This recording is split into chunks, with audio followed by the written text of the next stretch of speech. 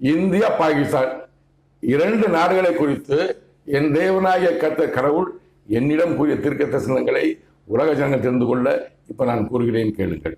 25/4/2025 என்று என் தேவனாகிய கர்த்தர் கடவுள் என்னிடம் கூறிய தீர்க்க தரிசனங்களை இப்போ நீங்கள் கேளுங்கள்.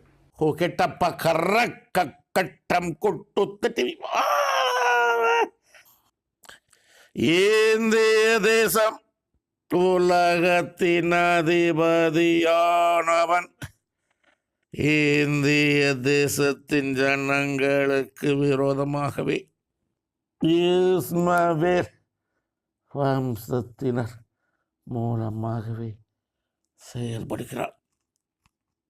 ஆரம்பமாகிறது இந்தியா பாகிஸ்தான் போர்.